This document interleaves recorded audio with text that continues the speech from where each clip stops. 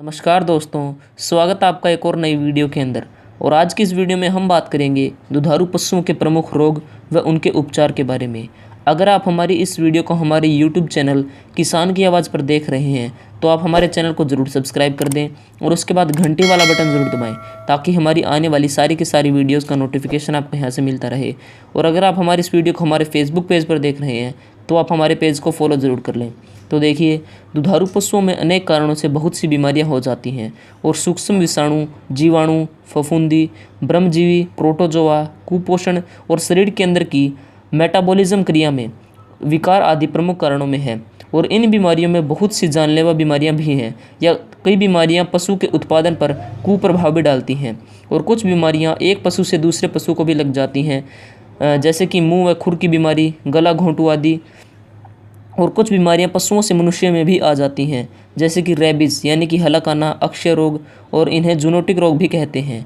इसलिए पशुपालक को प्रमुख बीमारियों के बारे में जानकारी रखना बहुत ज़्यादा आवश्यक है ताकि वह उचित समय पर उचित कदम उठाकर आर्थिक हानि से बचाव तथा मानव स्वास्थ्य की रक्षा में भी सहयोग कर सके।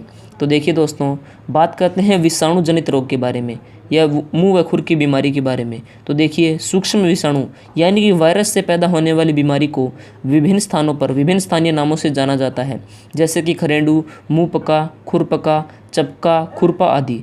यह बहुत तेज़ी से फैलने वाला एक छूतदार रोग है जो कि गाय, भैंस, भेड़, विक्रम ऊँट और सूअर आदि में पाया जाता है। विदेशी व संकर नस्ल के रोग की गायों में भी यह बीमारी अधिक गंभीर रूप में पाई जाती है और यह बीमारी हमारे देश में हर स्थान में होती है। इस रोग से ग्रस्त पशु ठीक होकर अत्यंत कमज़ोर हो जाते हैं और दुधारू पशुओं में दूध का उत्पादन बहुत कम हो जाता है और बैल काफ़ी समय तक काम करने के योग्य नहीं रहते और शरीर पर बालों का कवर खुरदरा तथा खुररूप हो जाते हैं।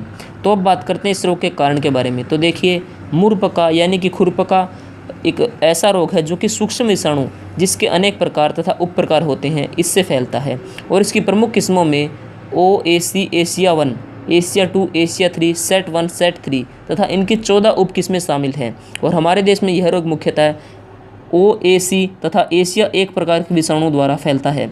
और नम वातावरण, पशु की आंतरिक कमजोरी और पशु व लोगों का एक स्थान से दूसरे स्थान पर आवागमन तथा नज़दीकी क्षेत्र में रोग का प्रकोप इस बीमारी को फैलने में सहायता करता है।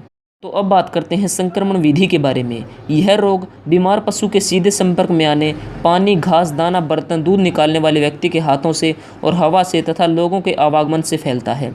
और रोग के विषाणु बीमार पशु की लार, मुंह, खुर व थनों में पड़े फफोलों में भी बहुत अधिक संख्या में पाए जाते हैं। और ये खुले में घास, चारा तथा फर्श पर 4 महीनों तक जीवित रह सकते हैं, लेकिन गर्मी के मौसम में बहुत जल्दी ये नष्ट हो जाते हैं। विषाणु जीभ, मुंह, आंत, खुरों के बीच की जगह, थनों तथा घाव आदि के द्वारा स्वस्थ पशु के रक्त में पहुंचते हैं तथा लगभग 5 दिनों के अंदर उसमें बीमारी के लक्षण पैदा कर देते हैं। तो दोस्तों, अब बात करते हैं इस रोग के लक्षण के बारे में। तो देखिए, रोगग्रस्त पशु को 104 से 106 डिग्री फ़ारेनहाइट तक बुखार हो जाता है और वह खाना पीना व जुगाली करना बंद कर देता है और दूध का उत्पादन भी गिर जाता है और मुंह से लार बहने लगती है और मुंह हिलाने पर चप-चप की आवाज़ आती है और इसी कारण से इसे चपका रोग भी कहा जाता है।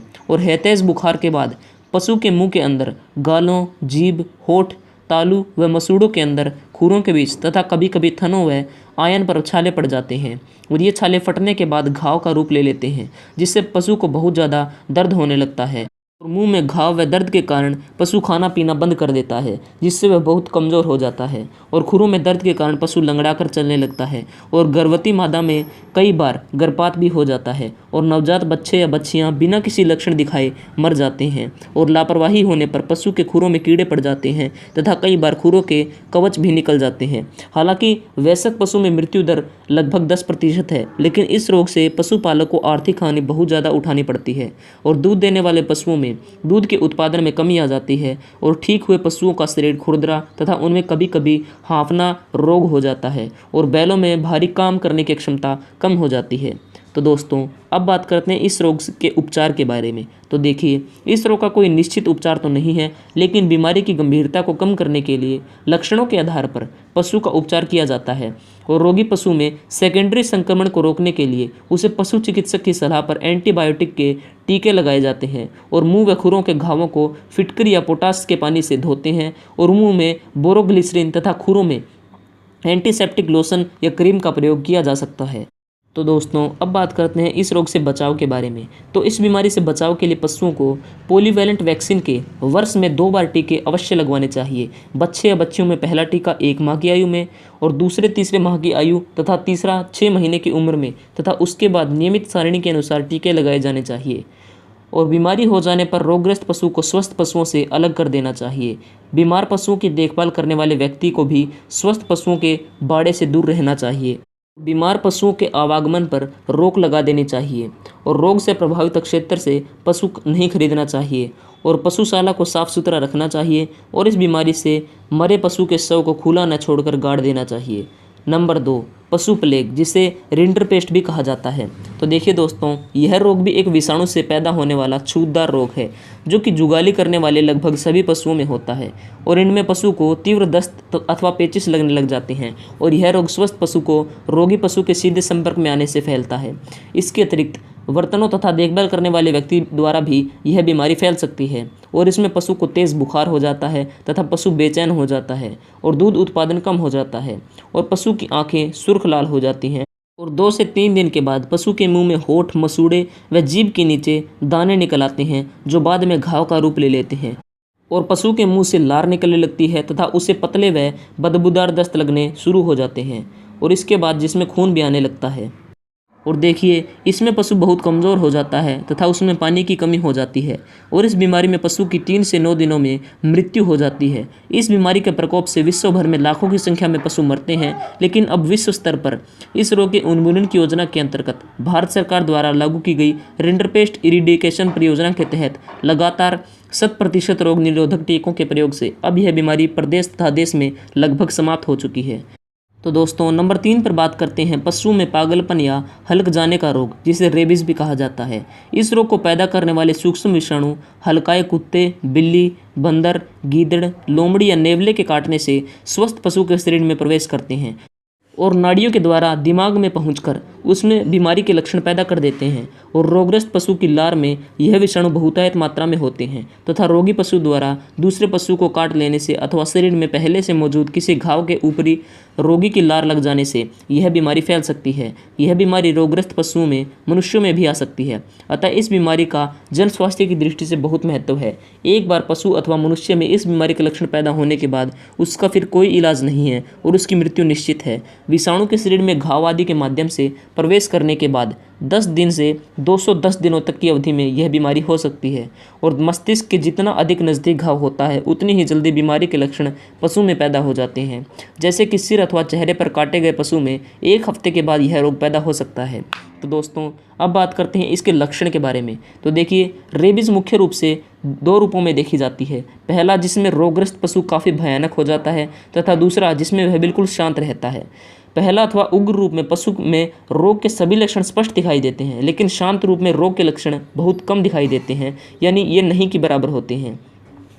और कुत्तों में इस रोग की प्रारंभिक अवस्था में व्यवहार में परिवर्तन हो जाता है तथा उनकी आंखें अधिक तेज नजर आती हैं और कभी कभी शरीर का तापमान भी बढ़ जाता है और 2 से 3 दिनों के बाद उसकी बेचैनी बढ़ जाती है और उसमें बहुत ज़्यादा चिड़चिड़ापन आ जाता है और वह काल्पनिक वस्तुओं की ओर तथा बिना प्रयोजन के इधर उधर काफ़ी तेज़ी से दौड़ने लगता है और रास्ते में जो भी मिलता है उसे वह काट लेता है। और अंतिम अवस्था में पशु के गले में लकवा हो जाने के कारण उसकी आवाज़ बदल जाती है और शरीर में कपकपी तथा छाल में लड़खड़ाहट आ जाती है और वह लकवाग्रस्त होकर अचेतन अवस्था में पड़ा रहता है और इसी अवस्था में उसकी मृत्यु भी हो जाती है।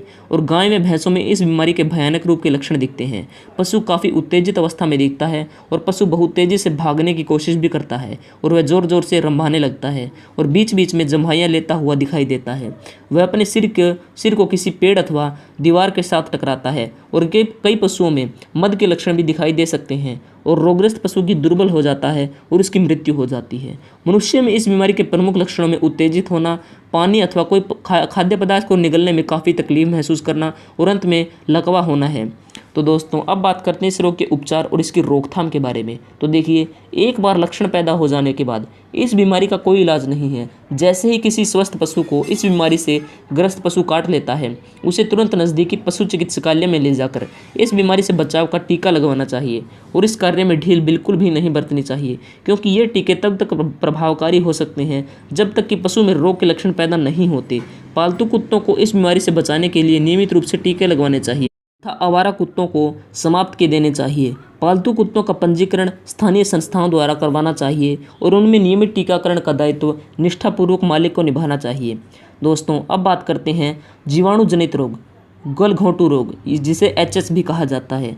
गाय में भैंसों में होने वाली एक बहुत ही घातक तथा छूतदार रोग है जो कि अधिकतर बरसात के मौसम में होता है और यह गौ पशुओं की अपेक्षा भैंसों में अधिक पाया जाता है और यह रोग बहुत ही तेजी से फैलकर बड़ी संख्या में पशुओं को अपनी चपेट में लेकर उनकी मौत का कारण बन जाता है, जिससे पशुपालकों को भारी नुकसान उठाना पड़ता है।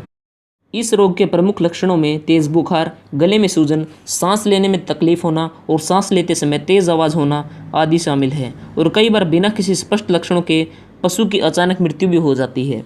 तो अब बात करते हैं इस रोग के उपचार व इसकी रोकथाम के बारे में। तो इस रोग से ग्रस्त हुए पशु को तुरंत पशु चिकित्सक को दिखा देना चाहिए, अन्यथा पशु की मौत हो जाती है। सही समय पर उपचार दिए जाने पर रोगग्रस्त पशु को बचाया भी जा सकता है और इस रोग की रोकथाम के लिए रोग निरोधक टीके भी लगवाए जाने चाहिए। पहला टीका 3 महीने की आयु में और दूसरा 9 महीने की अवस्था में लगाना चाहिए तथा इसके बाद हर साल यह टीका लगाया जाता है और ये टीके पशु चिकित्सक संस्थाओं में निःशुल्क लगाए जाते हैं।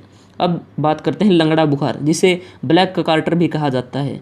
जीवाणु में फैलने वाला यह रोग गाय व भैंसों दोनों को हो जाता है, लेकिन गौ पशुओं में यह बीमारी अधिक देखी जाती है। इससे अच्छे व स्वस्थ पशु की ज़्यादातर प्रभावित होते हैं और इस रोग में पिछली अथवा अगली टांगों के ऊपरी भाग में भारी सूजन आ जाती है, जिससे पशु लंगड़ाकर चलने लगता है या फिर बैठ जाता है और पशु को तेज़ बुखार हो जाता है। सूजन वाले स्थान को दबाने से कड़कड़ की आवाज़ आती है। तो अब बात करते हैं इस रोग के उपचार व रोकथाम के बारे में। तो रोगग्रस्त पशु के उपचार हेतु हमें तुरंत नज़दीकी पशु चिकित्सालय में संपर्क करना चाहिए और उसे शीघ्र ही उचित उपचार दे देना चाहिए। देर करने से पशु को बचाना असंभव हो जाता है, क्योंकि जीवाणु द्वारा पैदा किया जहर यानी कि टॉक्सिन शरीर में पूरी तरह से फैल जाता है, जिससे उसको बचाना असंभव हो जाता है और जो कि पशु की मृत्यु का कारण भी बन जाता है। और उपचार के लिए पशु को ऊँची डोज में ब्रोंके पेनिसिलिन के टीके लगवाए जाने चाहिए तथा सूजन वाले स्थान पर इसी दवा को सुई द्वारा मांस में डाला जाता है और इस बीमारी से बचाव के लिए पशु चिकित्सक संस्थाओं में रोग निरोधक टीके निःशुल्क लगाए जाते हैं और पशुपालकों को इस सुविधा का अवश्य लाभ उठाना चाहिए। अब बात करते हैं ब्रुसिलोसिस यानी कि पशुओं का छूतदार गर्भपात। तो देखिए, जीवाणु जनित इस रोग में गोपशुओं तथा भैंसों में गर्भावस्था के अंतरिम त्रैमास में गर्भपात हो जाता है। यह रोग पशुओं से मनुष्यों में भी आ सकता है और मनुष्यों में यह उतार चढ़ाव वाला बुखार एजुलेंट फीवर नाम की बीमारी द्वारा पैदा होता है। पशु में गर्भपात से पहले योनि से अपारदर्शी पदार्थ निकलता है तथा गर्भपात के बाद पशु की जेर रुक जाती है और इसके अतिरिक्त यह जोड़ों में सूजन पैदा कर सकता है। उपचार व रोकथाम।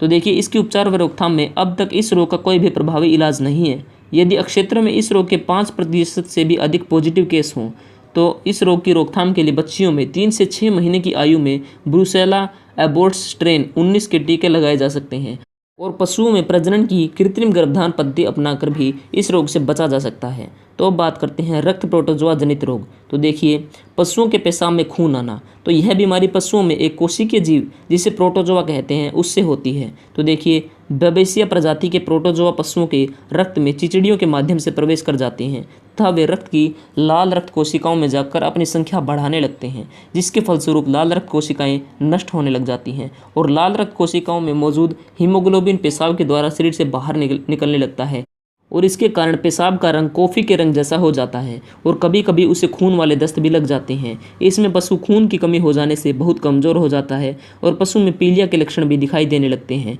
तथा इस समय पर इलाज न करा जाए तो पशु की मृत्यु भी हो सकती है। तो अब बात करते हैं इसकी उपचार व इसकी रोकथाम के बारे में। यदि समय पर पशु का इलाज कराया जाए तो इस बीमारी से पशु को बचाया जा सकता है। इसमें बिरेनिल के टीके पशु के भर के अनुसार मांस में दिए जाते हैं तथा खून बढ़ाने वाली दवाओं का प्रयोग किया जाता है। इस बीमारी से पशुओं को बचाने के लिए उन्हें चिचड़ियों में पतकोक से बचाना जरूरी है, क्योंकि ये रोग चिचड़ियों के द्वारा भी पशुओं में फैलता है। तो अब बात करते हैं परजीवी जनित रोग। पशुओं के शरीर में जुएं, तीचड़ी तथा पिस्सुओं का प्रकोप।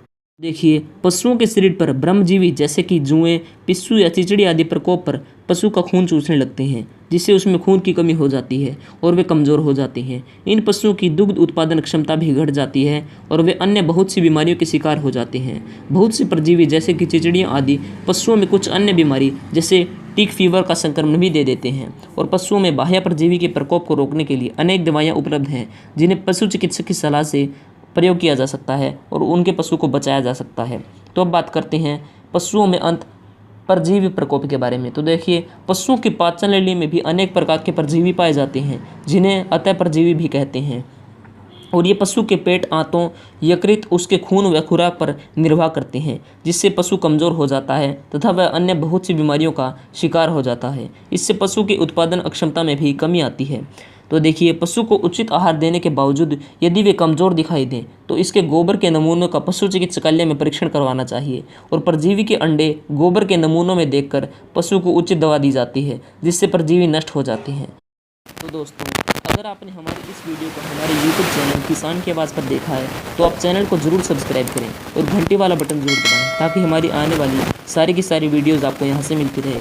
और अगर आपने हमारी इस वीडियो को हमारे फेसबुक पेज पर देखा है तो आप हमारे पेज को फॉलो ज़रूर कर लें और आप हमारी इस वीडियो को लाइक ज़रूर करें और अपने दोस्तों के साथ शेयर ज़रूर करें। धन्यवाद।